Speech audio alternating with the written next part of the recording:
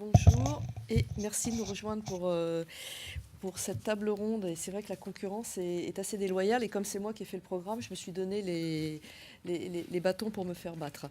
Avec les deux autres tables rondes qui s'annoncent passionnantes. Mais elles seront accessibles sur notre chaîne YouTube dans une semaine ou deux. Donc n'ayez aucun regret. De toute façon, c'est passionnant ce qu'on va se dire ici.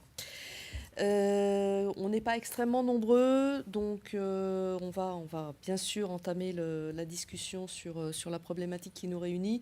Et puis j'essaierai de laisser assez de temps aux questions-réponses aussi et aux échanges que vous pouvez avoir avec les experts qui sont ici. Et puis entre nous, profitons-en pour faire un débat le plus interactif possible.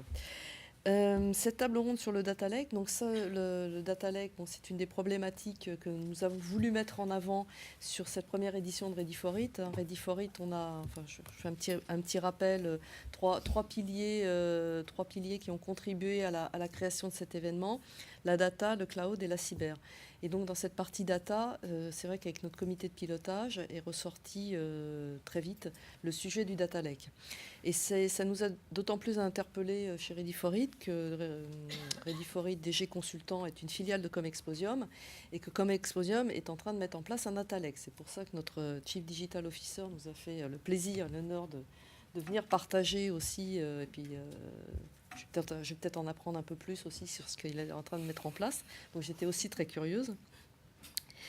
Donc 3 intervenants pour cette table ronde. Donc Stéphane Messica, que certains d'entre vous, ou la plupart, ont vu sur scène hier, qui représente la société Open et qui est aussi, avant d'être Open, CEO de Kinaps.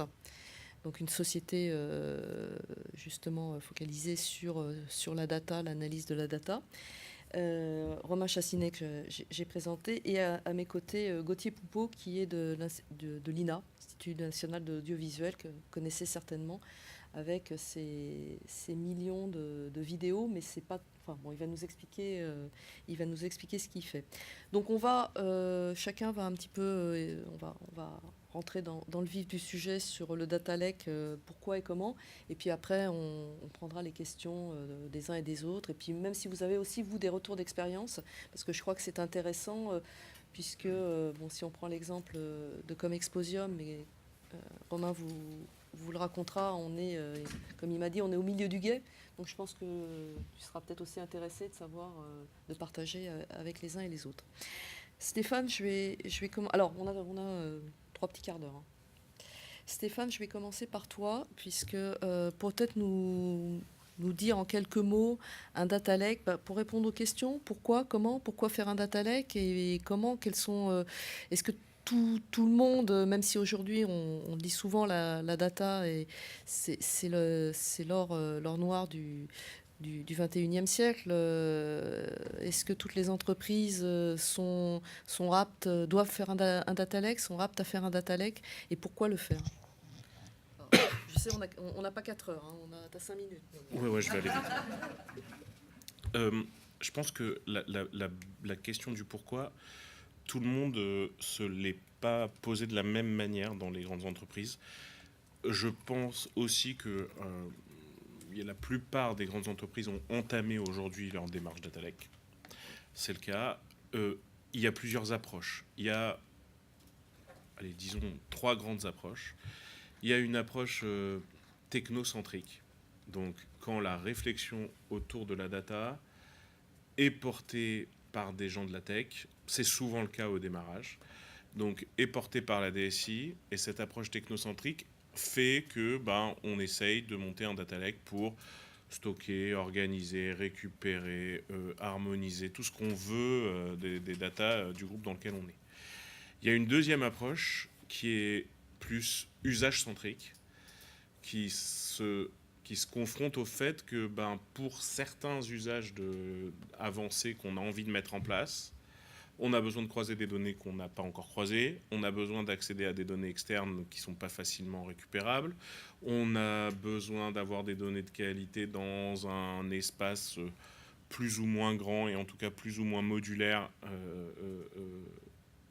facilement accessible, et on construit le data lake en fonction de l'usage.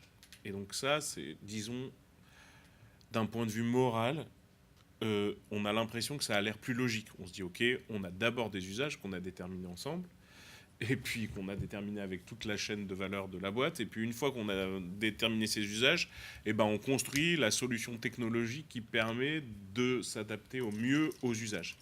Dans la vraie vie, la troisième solution, le troisième, il est plus anecdotique, je vais en dire un mot rapidement. La troisième approche, c'est une approche partenaire centrique. On ne sait pas trop quoi faire. On prend un gros partenaire éditeur. Je ne sais pas s'il y a des gens du Crédit Mutuel, par exemple. Ici, c'est un choix qu'ils ont fait autour de l'IA. Ils ont dit, OK, on ne sait pas trop où aller. On va prendre un gros partenariat avec IBM là-dessus. Et puis, on y va et on avance avec ce gros partenaire qui nous enlève, en tout cas, un paquet de soucis. J'oublie ce sujet qui est juste, je pense, transitoire, le fait de faire quelque chose de partenaire centrique. Mais entre technocentrique et usage centrique, dans la vraie vie, on a l'impression que moralement, il faudrait d'abord définir les usages avant de définir la techno. Pourtant, c'est rarement comme ça que ça se passe. Et il faut réussir à faire converger les deux mondes. Et ce que disait, pour ceux qui étaient là hier matin, Gérard Guinaman d'Engie, il disait, j'ai un data lake avec plein de données. Et en fait, les usages que je fais, ils n'utilisent pas les données qui sont dans le data lake. Et donc, il y a quand même un sujet dans tout ça. On ne peut pas juste créer un entrepôt, un lac de données, tout ce qu'on veut, juste pour faire son joujou IT. Et donc, il y a cet exercice permanent qu'on doit se poser de savoir quel est l'intérêt business qu'on est en train de construire là, et est-ce qu'on n'est pas juste en train d'être dans une mode IT. Je ne pense pas que ce soit inutile. La réponse ? Ah bah la réponse, elle dépend des boîtes. Ouais. La réponse, elle dépend clairement des boîtes. Il y a certaines boîtes, je leur dis, ça sert à rien, vous vous embarquez dans un schéma trop compliqué, prenez vos bonnes bases de données traditionnelles, et puis c'est bon, il y a des data scientists dans la salle, ils n'ont pas besoin d'un data lake, les data scientists, ils s'en fichent, hein, ils ont besoin d'un Python. C'est tout ce dont ils ont besoin sur leur ordi, un bon Python, une bonne puissance de calcul, et puis ils n'en parlent plus. Et encore un bon Excel, et ça ira très bien pour eux. La question, c'est, il y a quand même beaucoup d'usages où ce n'est pas le cas. Il y a quand même beaucoup d'usages où, en fait, les diverses entités de la boîte, même petites, se partagent pas les données, où on veut récupérer des données d'ailleurs, où on ne sait pas très bien les mettre en qualité. Plein de choses qui imposent qu'il y ait un data lake. Mais il faut se poser la question avant de le faire. Et il faut se poser la question avec tout le monde, pas seulement avec la DSI. C'est une question que tout le monde doit se poser. Et alors, justement, bon, moi, je ne suis pas une experte technique. Pendant longtemps, on a parlé de data warehouse. On a parlé aujourd'hui, depuis 2-3 ans, ce terme de data lake est arrivé sur le devant de la scène. Out the data warehouse, ça veut dire aussi qu'on jette ce qu'on a fait, que ce qu'on a fait avant, finalement, est obsolète, ou justement, comme tu dis, certaines sociétés, c'est un peu la mode, j'ai envie de dire, et quitte à faire des investissements, on se lance, même si on n'a pas forcément réfléchi aux usages et à l'aspect technique derrière, parce que ça ne se fait pas, on va le voir tout à l'heure avec Gauthier Romain, mais ça ne se fait pas non plus... Je ne suis pas si catégorique que ça. Je pose une question. Je ne dis pas que c'est inutile et que c'est juste un effet de mode. Au contraire, si ça existe et que ça a pris le pas sur les data warehouse, c'est qu'il y a énormément d'avantages à la structure d'un data lake. Il y a énormément de souplesse dans ce qui se passe, beaucoup plus que dans des data warehouse traditionnels. Plein de choses, mais pour autant... dépenser des dizaines de millions d'euros pour passer d'une infrastructure data warehouse à une infrastructure data lake, la question se pose. Et la question se pose, et elle n'a de réponse que par les usages pour moi. Voilà mon point de vue. Donc après, évidemment, il y a des dizaines de cas où les usages imposent ce changement. D'accord, bon, je pense qu'on a bien planté le décor. Alors, je vais demander à Gauthier de nous présenter ce qui a été mis en place à l'INA. Alors, vous m'avez dit, attendez, moi, c'est pas un data lake, c'est un autre nom. Mais c'est vrai que c'est un peu comme MJ qui nous a dit non, chez nous, ça s'appelle pas data lake. Bon, in fine, là aussi, je suis pas une experte, mais j'ai eu l'impression quand même que c'est... Il y a des différences techniques, mais... je pense que Gauthier, je vous laisse la parole, vous allez mieux l'expliquer. Je vais peut-être expliquer un peu le métier de l'INA aussi, parce que pour le coup, chez nous, la data, c'est le cœur de métier. Le métier de l'INA, c'est de conserver et valoriser le patrimoine audiovisuel français. Donc on a 18 millions d'heures numérisées dans nos collections. Donc on a les fichiers, mais on a aussi l'ensemble de la documentation sur ces fichiers. Ces 18 millions d'heures se séparant en plusieurs collections, les unes à côté des autres, qui évoluaient les unes à côté des autres. Il y a 4 ans maintenant, on était à un moment charnière de l'histoire de notre système d'information où de toute façon il fallait revoir notre système d'information. C'est-à-dire qu'on avait 2 systèmes en parallèle qui avaient vécu plus de 20 ans en parallèle sans jamais se communiquer, qui bon an mal an avaient à peu près les mêmes données entre les deux, mais pas tout à fait la même structure, pas la même façon de voir les choses, pas les mêmes éléments. Et il y a 4 ans, on avait donc d'un côté cette transformation du système d'information à mener avec une rationalisation que vous connaissez tous. En l'occurrence, j'ai 2 systèmes, je vais en faire plus qu'un seul. Donc comment je fais pour gérer la fusion de ces 2 systèmes en un seul système? Et puis par ailleurs, on voyait effectivement débarquer, alors on ne parlait pas encore d'IA il y a 4 ans, on parlait encore de Big Data. Et la mission qu'on m'avait donnée, c'est déployer le Big Data à l'INA. Et ok, vaste projet, ça veut dire quoi de déployer le Big Data chez nous? Et la réponse qu'on a faite, on en a fait 2. La première, c'est de dire, on va déjà faire de la data, on verra pour la Big après. Sous-entendu, on va déjà faire en sorte de maîtriser les données à l'intérieur de notre système d'information avant de rajouter encore des petits plats de spaghettis où on va mettre en relation les données entre elles. Pourquoi? Parce qu'on avait 20, 30, 40, 50 instances de bases de données relationnelles avec des données qui étaient reliées, plus ou moins, des données qui étaient redondantes, plus ou moins, des données qui avaient plus ou moins la même structure, mais pas vraiment. Et du coup, on n'avait aucune maîtrise de ces données. Donc, aller faire de la donnée, de la gestion de données, enfin du traitement de données en masse sur ces données, ça voulait dire que, effectivement, comme d'habitude, le data scientist allait passer 80% de son temps à faire du nettoyage de données et réellement 20% de son temps à faire des choses pour lesquelles il était intéressant. Il n'était absolument aucune valeur ajoutée de passer 80% de son temps à nettoyer. Et on s'est dit, d'abord on va nettoyer, d'abord on va faire quelque chose de maîtrisé, et après on verra pour commencer à faire le traitement. Ça, c'était la première réponse sur l'aspect Big Data. Et puis sur l'aspect métier, la deuxième réponse, et du coup je vais répondre à votre question par rapport au Data Warehouse, la deuxième question, c'est comment on mène la transformation d'un système d'information, alors que les données existent déjà. Traditionnellement, quand on mène une transformation de système d'information, on modélise les processus, on détermine les fonctionnalités en fonction de la modélisation des processus, et la donnée est au service du processus et va suivre en fonction du processus. Sauf que ce qu'on oublie dans ces cas-là, c'est qu'en fait la donnée a une logique, en tout cas chez moi ça en a une, en dehors du processus, puisque je décris du patrimoine, donc je décris des programmes télé, et un programme télé, c'est toujours un programme télé, que ce soit en 1950, aujourd'hui ou demain, et quel que soit l'usage qu'on fait de ce programme télé, quoi qu'il arrive, il a toujours une logique dans la manière de décrire. Il suffit de décrire le monde réel. Donc la proposition qu'on a faite, c'est que plutôt que de décrire les processus, de décrire les fonctionnalités, et ensuite de déterminer la data, et donc de faire des chantiers de migration complexes, une fois qu'on avait tout déterminé, c'est comme si vous faisiez d'abord les répétitions sans avoir les partitions de musique, quoi. Sachant qu'il y avait déjà énormément de données chez nous, c'était aller dans le mur. Et c'était surtout dire au métier à un moment donné, cette donnée-là, je ne peux pas la récupérer parce que vous comprenez, l'outil que j'ai choisi qui correspondait à vos fonctionnalités, il ne permet pas de gérer la donnée que vous avez en face à cet endroit-là. Donc on a renversé la manière de voir la transformation du système d'information et on a dit, on va d'abord s'occuper de la donnée, on va d'abord s'occuper de la logique de la donnée, de la structuration de la donnée, et ensuite on s'occupera des usages. C'est-à-dire la manière d'interagir avec ces données et d'exploiter ces données. Et donc on va séparer la donnée de l'usage. Et donc on va construire une infrastructure centralisée de stockage. Donc ça, c'est votre nom pour le Data Lake, hein? Alors je vais expliquer pourquoi je donne ce nom-là, parce que ce qu'on s'est dit, c'est OK, on va faire, si on faisait un puits de données ou un data warehouse, le problème c'est que ça coûte très cher à mettre en place. Et si le seul usage de ce data warehouse, c'était de faire de l'analytics et du traitement de données, on ne l'aurait pas rentabilisé. Et surtout, on n'aurait pas eu l'adhésion de l'ensemble de l'établissement par rapport à ce data warehouse.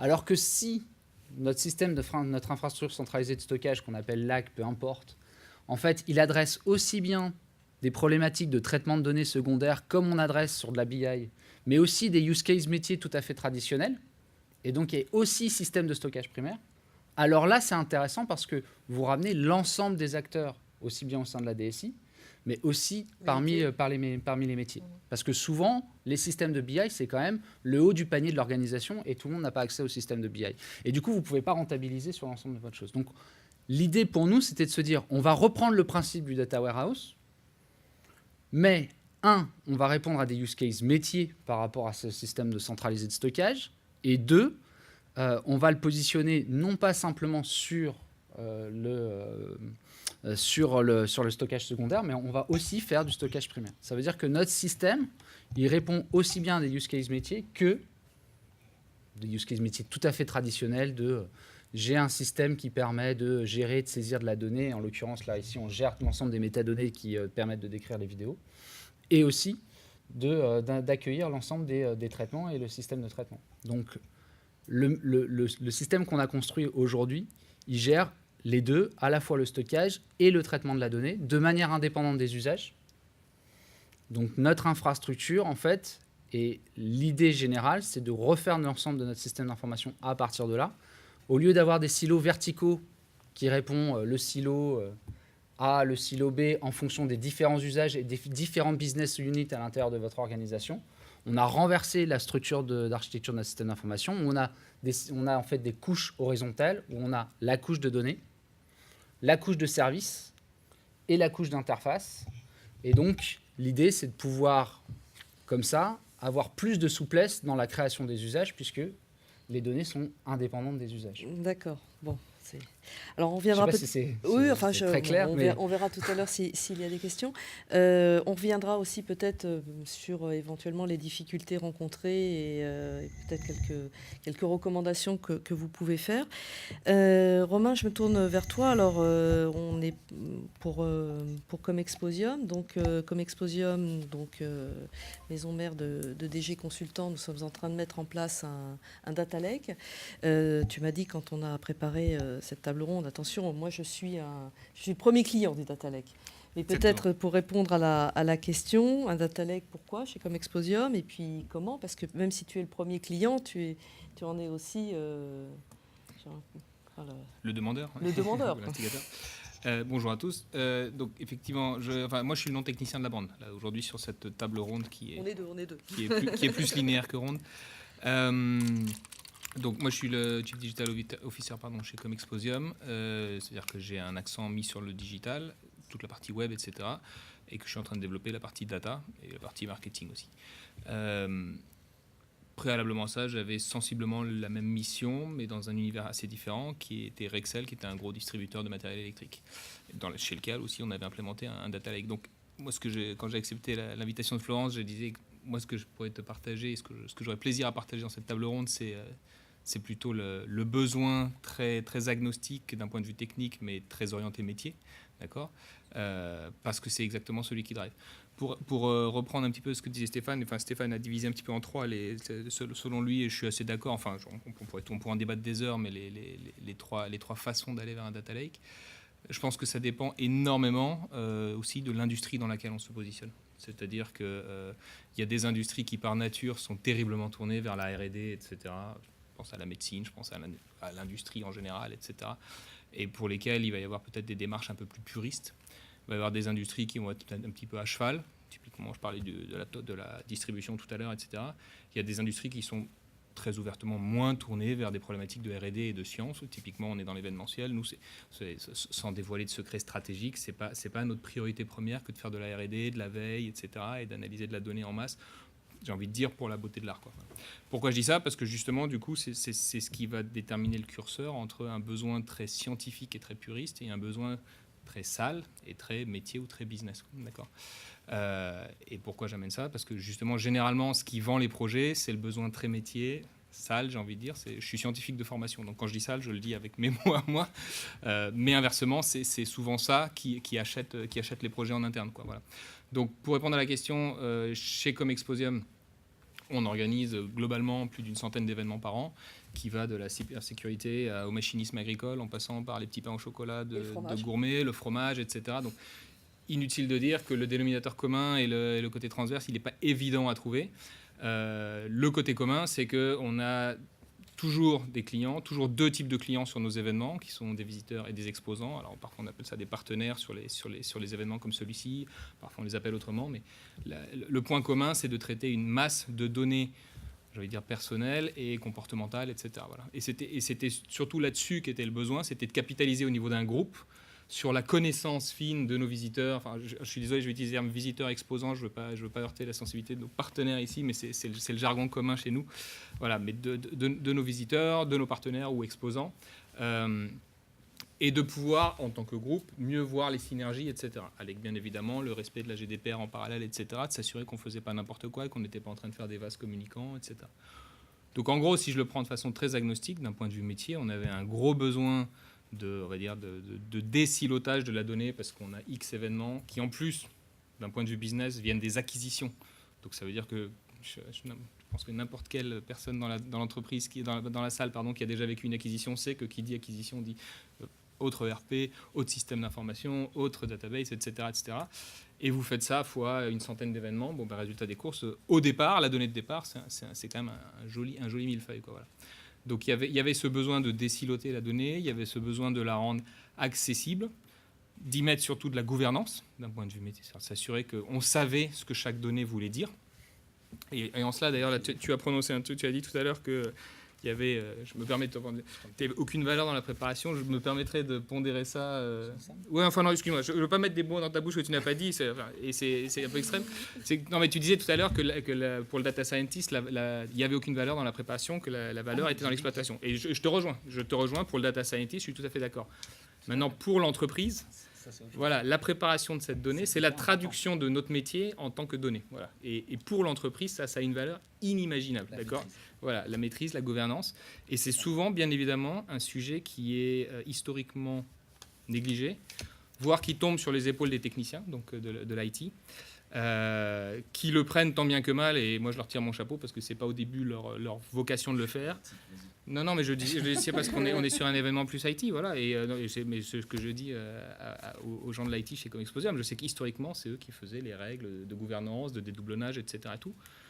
Et je leur tire mon chapeau parce qu'ils vont au-delà de leur périmètre pour aller s'interroger sur la façon dont le métier a besoin de dédoublonner sa donnée, etc.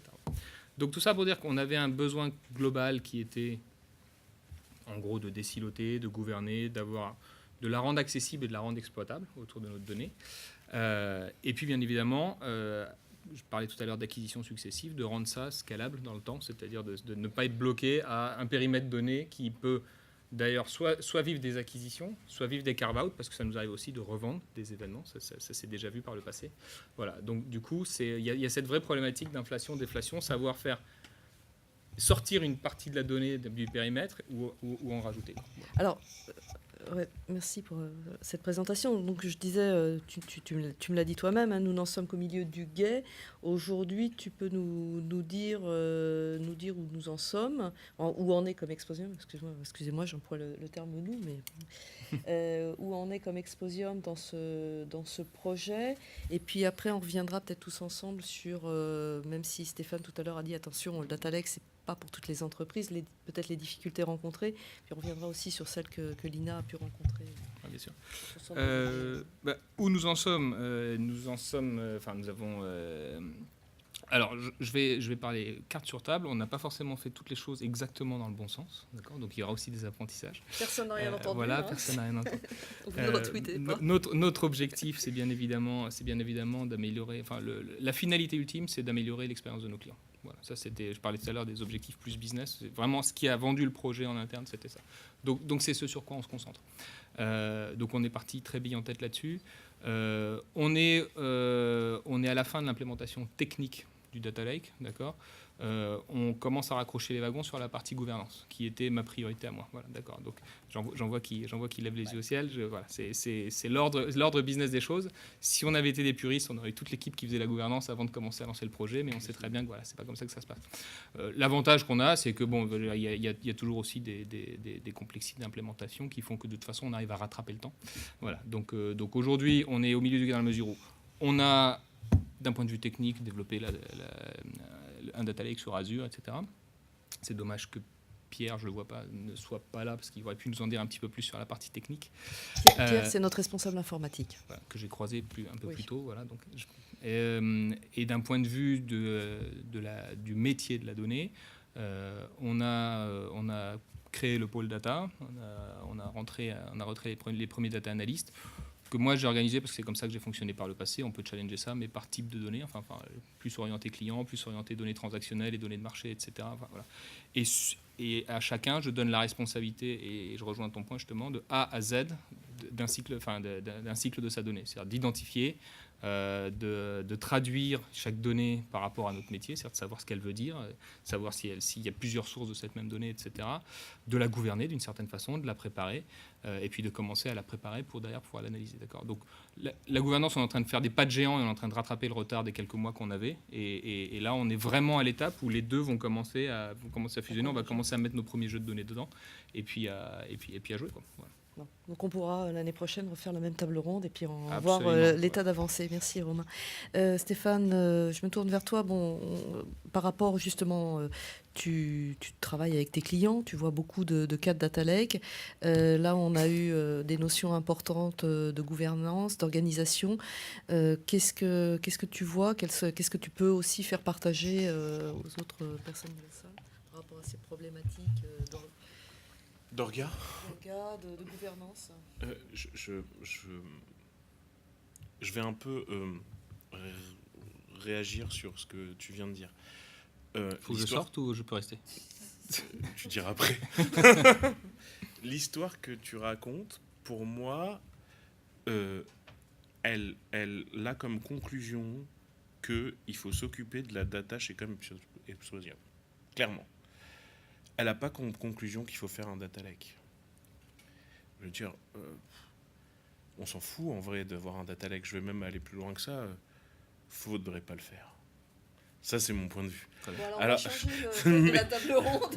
Non, mais je veux dire, si on se pose la question de pourquoi un data lake, c'est qu'il faut qu'on ait eu... La raison, ça peut pas être juste, il faut qu'on s'occupe des data parce qu'on n'en a pas... On s'en est pas occupé parce qu'il y a des moyens de s'occuper des data qui existent depuis 40 ans. Les boîtes s'occupent de leurs data depuis des dizaines d'années.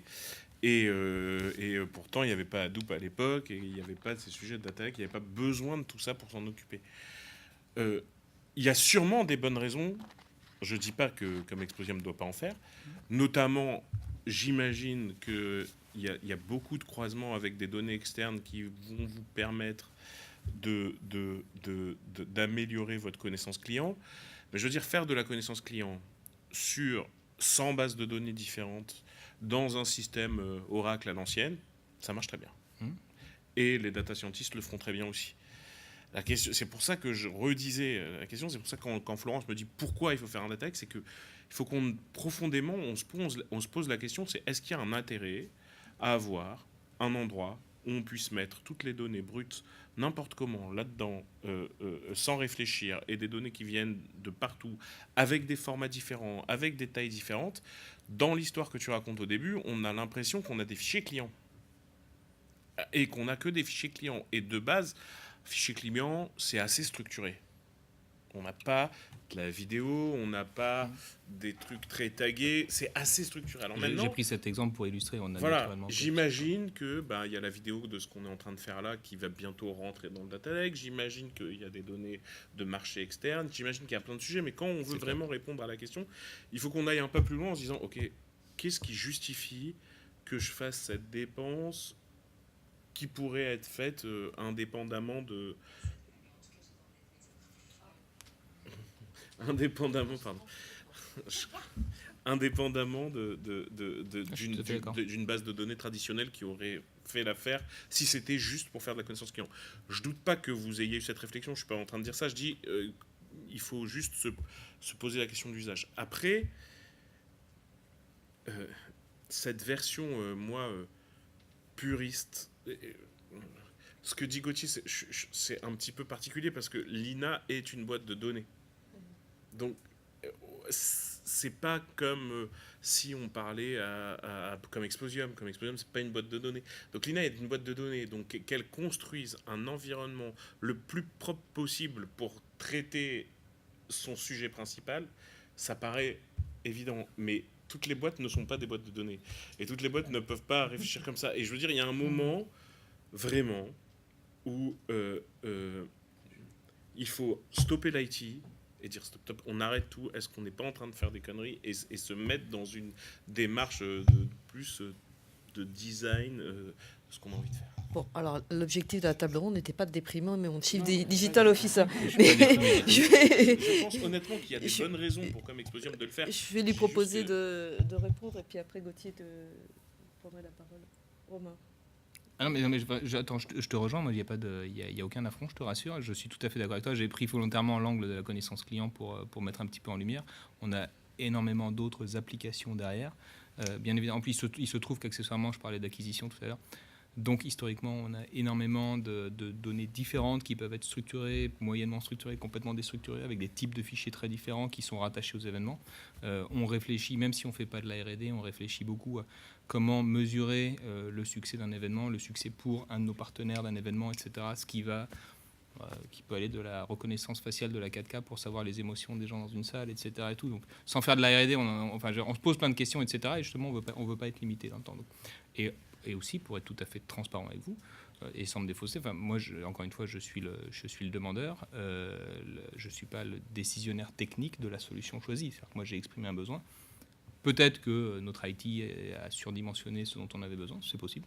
Ce serait une grande première, donc je pense que ce serait pas forcément...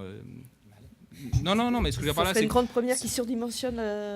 Non, mais oui, enfin, je veux dire qu'on dépense inutilement de l'argent, c'est pas quelque chose qui est vraiment dans la culture de la maison. Donc du coup, non, c'est pour le coup, c'est vraiment pas un tort qu'on peut leur autant c'est de bonne guerre, mais bien évidemment pour un chief digital officer de toujours taper sur son directeur IT, que j'adore par ailleurs, mais franchement, ça c'est un reproche que je peux pas lui faire, quoi. Voilà.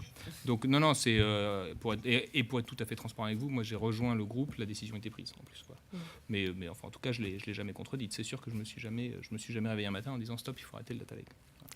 D'accord. Alors, je voudrais que Gauthier, vous réagissiez, parce que je vous ai vu plusieurs fois justement réagir à ce qui a été dit d'un côté comme de l'autre, et puis aussi peut-être évoquer, vous, les contraintes que vous avez eues dans la mise en place de votre projet, parce que c'est aussi intéressant de partager peut-être les expériences un peu difficiles.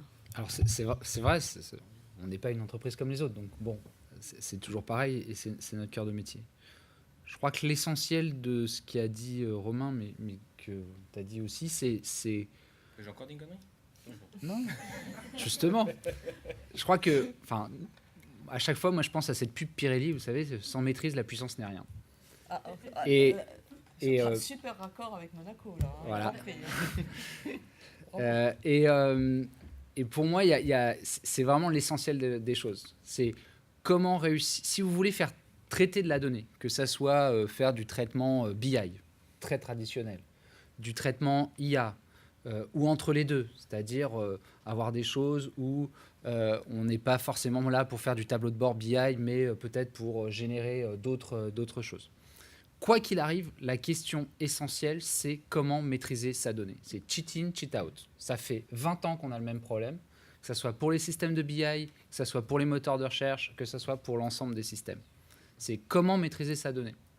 Après, la manière de maîtriser sa donnée, il n'y a pas une réponse qui va aller pour une entreprise qui est la même que pour l'autre, de par son histoire, de par sa culture, de par son système d'information tel qu'il est, de par l'histoire de son système d'information et le moment où vous allez commencer à vouloir maîtriser les données et donc les capacités que vous avez à la fois techniques et organisationnelles pour pouvoir faire ce travail-là. Moi, j'étais à un moment donné où si j'avais mis en place la gouvernance avant le système technique, j'allais dans le mur parce que les silos qui étaient en face de moi ne voulaient pas se désiloter. Donc, la question que j'ai eue, c'est d'abord je désilote techniquement, et une fois que c'est désiloté techniquement, je retourne voir le métier en disant bon, maintenant c'est désiloté techniquement, vous faites comme vous voulez garder votre orga ou pas, moi je suis DSI, c'est pas à moi de vous dire comment vous devez vous organiser. Par contre, si vous voulez désiloter et travailler de manière transverse, on a les capacités techniques de pouvoir vous offrir, on a les moyens de vous offrir la possibilité de travailler de manière transverse. Il y a eu des blocages ? Il y en a aujourd'hui des blocages. Donc J'ai une des directions qui ne veut pas rentrer. Et pourquoi elle ne veut pas rentrer ? Parce qu'elle a l'impression qu'à un moment donné, elle va perdre du pouvoir. Et pas du pouvoir sur la data. C'est-à-dire qu'elle n'a pas forcément compris que la data, c'était du pouvoir. Elle a compris que si elle rentrait dans le système, potentiellement, elle pouvait être remise en question dans son organisation et donc fusionner avec une autre et perdre non pas du pouvoir, mais du nombre de postes, du nombre d'ETP. Et donc perdre la main sur le nombre d'ETP. Et donc perdre la main sur la possibilité de changer un ETP d'un côté, je le mets sur une autre direction. Et c'est ça qu'ils ont en tête. Et c'est pour ça qu'ils me bloquent à l'heure actuelle. J'espère qu'ils ne verront pas la vidéo. De toute façon, tu les as pas cités, donc ils se reconnaîtront. Bon, si, je pense qu'ils se reconnaîtront parce que quand même, il n'y a pas tant de silos chez nous. Donc, la grande question, elle est là. C'est après, comment vous mettez en place cette gouvernance? Est-ce qu'effectivement, il faut un data warehouse? Est-ce qu'il faut un data lake? Est-ce que, comme nous, le choix qu'on a fait, qui est de dire on sépare la donnée de l'usage et on a une infrastructure de stockage et de traitement de données qui est différente des usages, et ça, c'est pour tout, à la fois pour la BI, du use case métier, etc. La réponse, effectivement, elle dépendra à la fois de votre culture, de votre histoire et des opportunités. Moi, je suis arrivé à un moment donné à l'INA où, de toute façon, il y avait feuille blanche. Donc, on s'en est donné à cœur joie dans l'architecture du système d'information. De toute façon, il fallait le refaire, le système d'information. Donc, ça, c'est la première fois que j'ai ça et je ne l'aurai pas tout le temps, quoi. Et quel a été le chemin de décision pour arriver justement à ce choix du centre de données Puisque vous êtes parti d'une feuille blanche, justement. La décision, c'est comment on aborde la transformation du système d'information. Est-ce qu'on l'aborde par l'angle de l'usage, ou est-ce qu'on l'aborde par l'angle de la donnée? Ce que disait Stéphane. Alors, sauf que vous avez parlé de usage et tech. Moi, je parle de data et d'usage et de logique de données. Le choix qui a été fait là, c'est on savait que si on prenait par l'usage, il y avait 80% de chances de prendre le mur. Parce que si c'est la DSI qui gère la transformation du métier et la fusion de deux outils et qui dit un jour Big Bang, machin, parce que l'usage c'est ça, ça veut dire que du jour au lendemain, vous faites Big Bang et vous passez sur le nouvel outil. C'était sûr qu'on allait se prendre le mur. On allait se prendre le mur techniquement, mais on allait se prendre le métier dans la tronche. C'est au métier de driver sa transformation, c'est pas à la DSI. Or, si vous drivez par l'usage, vous drivez, la DSI prend la responsabilité du driving, de la transformation. Alors que là, comme on drivait par la data, les données, elles étaient là. Elles étaient chez nous. Elles étaient dans la bonne structure de données, parce que notre data lake, on garde la structure de données en l'occurrence, c'est pas un déversoir.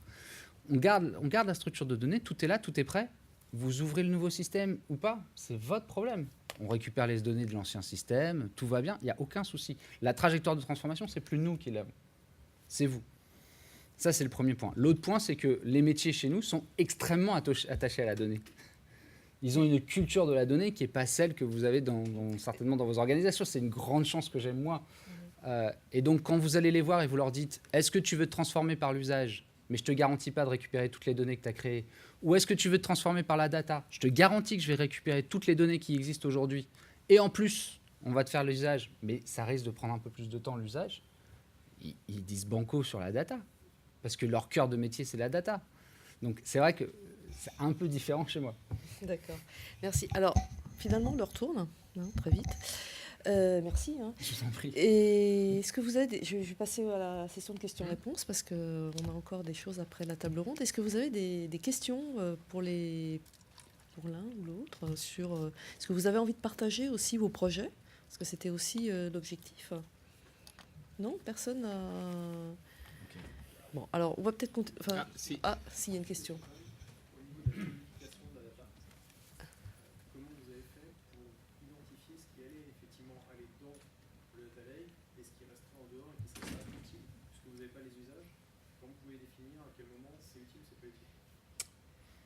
C'est à moi que vous posez la question. Oui, puis peut-être, je pense à tous les deux aussi. Alors, il y a 3 raisons pour lesquelles vous êtes dans le data lake de notre côté. Soit la donnée peut intéresser diverses applications métiers. Donc, elle n'est pas spécifique à une seule application, mais elle peut être utilisée par plusieurs applications métiers. Soit vous avez besoin d'un moteur de recherche, et le seul cluster de moteurs de recherche accepté à l'intérieur du système d'information, il est à l'intérieur de notre infrastructure de stockage. Donc, dès que vous avez besoin d'un moteur de recherche, vous êtes forcément à l'intérieur du système. soit vous avez besoin de BI et le seul système de BI, il tourne à l'intérieur du système. Donc ça, c'est les trois raisons pour lesquelles vous allez avoir vos données à l'intérieur du système. Après, la question, c'est est-ce qu'on est stockage primaire ou stockage secondaire? Ça, cette question, elle est assez simple. C'est est-ce que vous utilisez un produit sur étagère qui embarque sa propre base de données, auquel cas on ne va pas obliger à rentrer dans le système du data lake et auquel cas vous êtes secondaire et donc on déverse les données à l'intérieur, ou alors est-ce que c'est un développement from scratch interne et auquel cas la base de données primaire c'est celle du lac directement, puisque du coup on offre un framework qui gère la PSI, tout ce qui va être sécurisation des données, backup, et du coup les applicatifs métiers n'ont plus besoin en fait de s'intéresser à la problématique de la base de données en fait. Elle est prise en compte une fois pour toutes, et les chefs de projet, quand ils viennent nous voir, on leur dit nous on vous offre la base, l'API d'accès aux données, et derrière vous avez l'ensemble de ce qui est offert, c'est-à-dire sécurisation des données, redondance, haute disponibilité et tout le package. Et donc ils n'ont plus besoin de le faire. Stéphane. C'est ça qui est mis en place. Je ne sais pas pour l'INA, parce que peut-être c'est comme ça, mais les autres, ils n'en savent rien. Voilà, ils n'en savent rien. Alors, moi, je vous dis la vérité. Hein. Ils foutent des données dans le data lake, et c'est pas celle-là qui sert. Parce qu'ils n'ont pas réfléchi avant. C'est ça la vraie vie. Partout. C'est avec les data lakes qui servent à rien. Alors on va peut-être demander à Romain aussi après. Il faut à un moment se poser la question que vous avez posée, elle est essentielle. Et alors, il y a ce travail d'avancer parallèle entre les deux. On ne peut pas avancer que d'un côté et pas de l'autre. Mais en attendant, cette question que vous posez, elle est essentielle parce que les flux de données, on ne va pas tous les tirer d'un coup. On n'est pas capable de tous les tirer d'un coup. Ça prendrait un temps infini. On en choisit. Mais si c'est les gens techniques qui les choisissent, ils ne savent pas vraiment, peut-être c'est pas ceux-là qu'il faut choisir. Et à la fin, on arrive un beau jour où on dit « Ok, on a fait tout un process qui va bien pour dire « Ah, il y a un cas d'usage qui est éligible au data lake. Ah merde, on n'a pas mis ces données dedans, en fait, on s'était gouré. » Et c'est ce qui se passe partout. Et donc, il faut vraiment avancer des deux côtés. Et moi, je parle sans j'ai pas d'action dans aucune boîte là, j'en ai vu plein. Et à chaque fois, c'est le même résultat qui arrive. Romain, peut-être laisser par rapport à cette question. Du coup, moi, je vais faire le mec un peu super consensuel. Je suis entre les deux, c'est ça? Non, mais pour le coup, j'avoue que moi, c'est pas tellement une question qui me traumatise, parce que pour moi, la philosophie, elle est itérative et c'est un processus un peu infini, quoi. C'est juste de prioriser, quoi. Voilà. Donc, effectivement, je te rejoins. Nous, si je prends l'exemple de Comexposium, mais je peux aussi parler de celui de mon expérience précédente. Comme je l'ai dit tout à l'heure, l'expérience ou le savoir autour de la donnée, il était plutôt dans les cerveaux de l'équipe IT, parce que c'était juste le legacy, ce dont on avait. On a passé un bon bout de temps avec eux au début en se priorisant, en se concentrant sur les usages métiers qu'on voulait avoir de cette première itération, en disant ok, on a balayé, on a essayé d'être exhaustif, on a rajouté un petit peu plus. On est rapidement arrivé au niveau au constat que tu fais, qui est de tirer tous ces flux-là, ça allait prendre trop de temps. Donc, résultat des courses, on a priorisé, voilà, on a dit voilà nos 20-80. Mais effectivement, en étape numéro 2, ça a été de retourner voir mon COMEX en leur disant écoutez, l'année prochaine, on peut commencer d'ores et déjà à budgéter, qu'il en faudra plus, et l'année d'après encore, et l'année d'après encore, etc. C'est pas forcément la réponse la plus populaire que j'ai pu ramener au niveau de mon COMEX, mais c'est la réalité, quoi. Voilà, pour moi, on est dans un processus itératif, et après, c'est juste que tu diminues ton marginal à aller chercher, quoi. Voilà. Et du coup, on a coupé Madame, qui avait une question.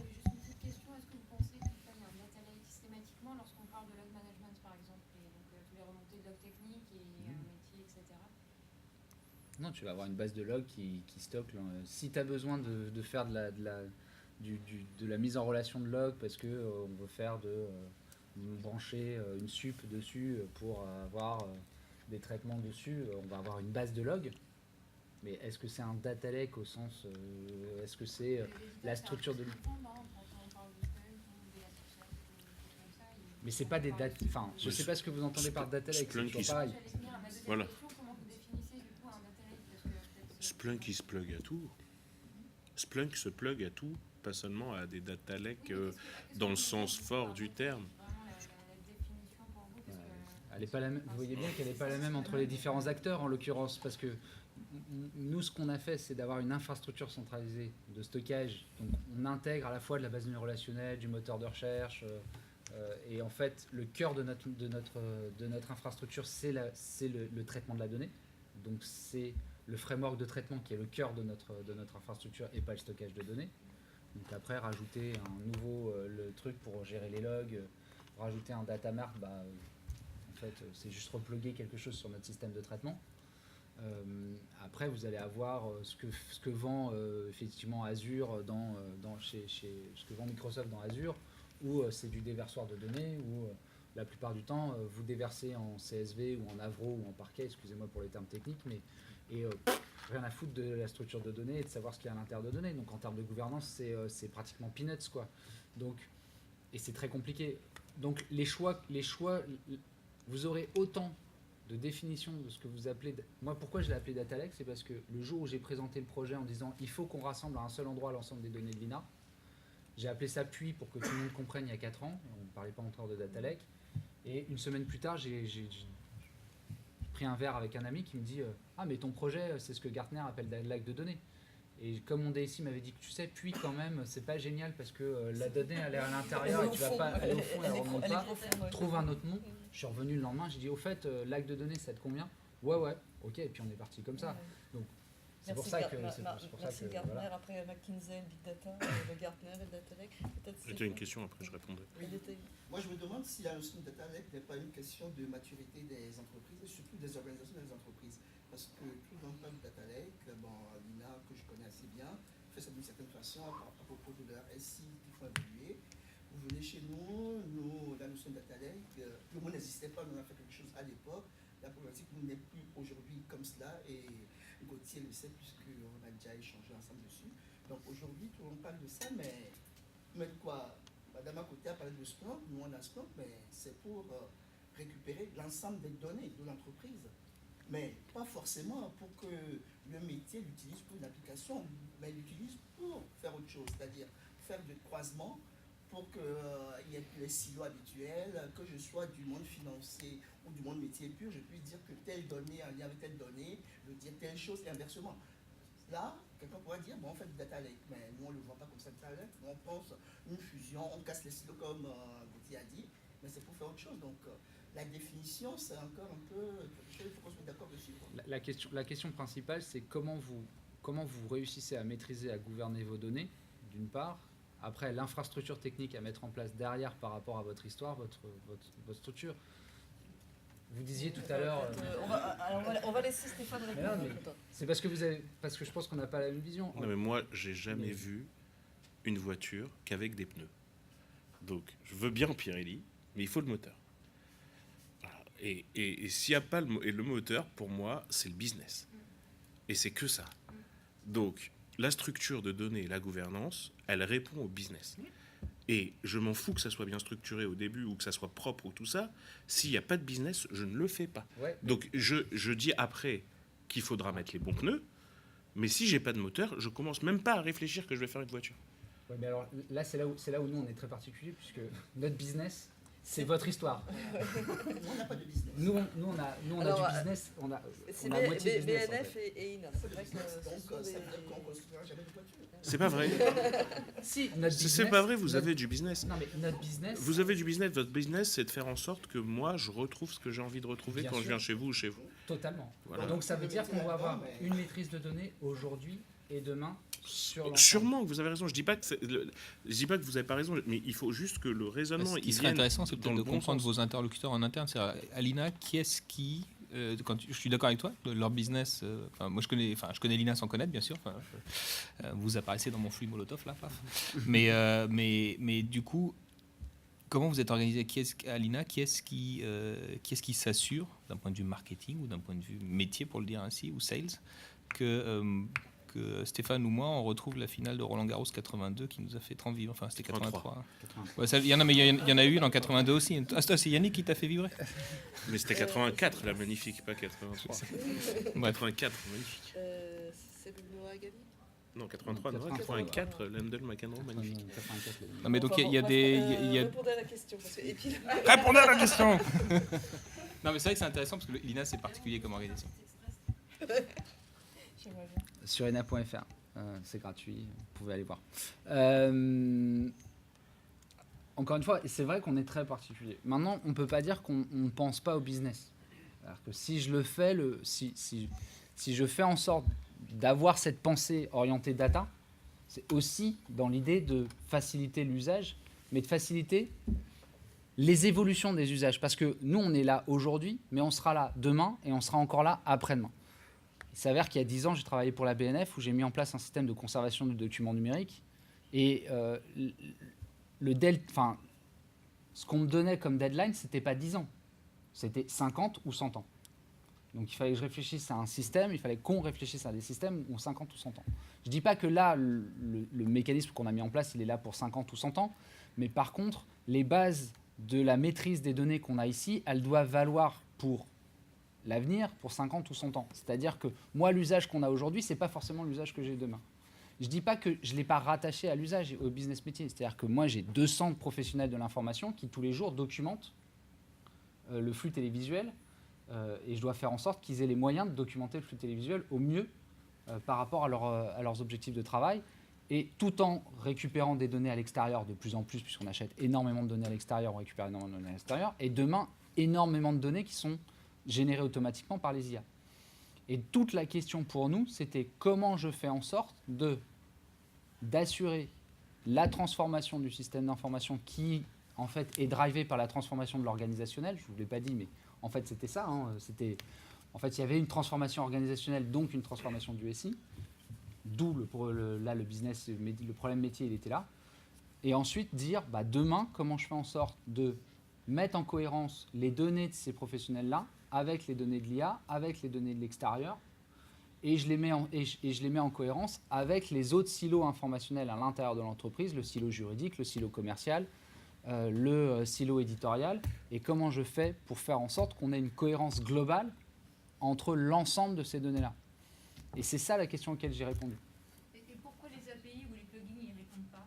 Parce qu'en fait, au lieu de mettre Mais parce que... dépôt de données, je me permets de partager mon point de vue, et c'est très à la mode, c'est vrai, tout ce qui est analyse autour de la donnée, et au lieu de mettre un entrepôt de données un peu fourre-tout, là c'est là où je rejoins... Il n'est pas fourre-tout. Non mais, parce que c'est très à la mode, et puis on est dans une volumétrie exponentielle si on considère les données qu'on a in et qu'on rajoute des données out. Donc pourquoi pas réfléchir avec les métiers à un ensemble de notre écosystème de données, et puis ensuite mettre, j'allais dire, l'ERP central, et faire des plugins et des API interfacés sur cet ensemble-là. Mais c'est exactement ce qu'on a fait. Mais, oui, non. Si. Vous avez tout déversé au même endroit. Vous avez pas, non, on va le faire au fur et à mesure. Parce qu'on a le même problème. On a le même problème que Romain, donc on ne va pas le faire du jour au lendemain, on va le faire au fur et à mesure, ça c'est le premier point. La vraie valeur, c'est l'analyse, donc c'est la qualité de la donnée. Exactement. C'est la cohérence, la qualité. En fait, quand on dit on déverse à un seul endroit, c'est pas vrai. On garde la structure de données. La seule chose, c'est qu'au lieu que la base Oracle, elle soit directement pluguée à l'applicatif métier, et que du coup, quand on parle des données, on dise c'est les données de, suivi du nom de l'applicatif. Les données sont séparées de l'applicatif, et on parle non pas des données de tel applicatif, mais des tels types de données qui est à l'intérieur du système. Mais donc, l'ensemble des données sont structurées, cohérentes, gouvernées et qualifiées. Et au-dessus, on met tous les API que vous voulez par rapport aux différents usages qui vont être utiles dans les applicatifs métiers. Et on répond à l'ensemble de ces besoins-là. La grande différence entre ça, et un ESB, par exemple, ou du SOA tel qu'on le voyait classiquement, c'est que le ESB et le SOA, vous prenez la problématique par le processus, alors que nous, on a redescendu encore d'un cran, et la colle, on ne le fait pas par le processus et les API, on le fait par la logique de la donnée et la mise en relation de ces données à l'intérieur d'un mécanisme de stockage, qui n'est d'ailleurs pas forcément le même, puisqu'il y a des données qui sont dans un type de base de données, d'autres qui sont dans d'autres types, et c'est en fonction des besoins qu'on va refaire les colles en fonction des données. Mais c'est exactement ça notre modèle. Et on va s'arrêter là. Voilà. On va s'arrêter là. Pardon. Alors, non. Mais je suis là, je peux répondre à vos questions si vous voulez, pour ceux qui veulent. Je vous remercie tous les trois, merci, c'était extrêmement intéressant. Je vous remercie à tous, merci pour votre fidélité venue sur notre événement. Ils sont encore là, je ne sais pas quand vous partez. Mais si je suis encore là jusqu'à 17h. Si vous avez quelques questions pour Romain...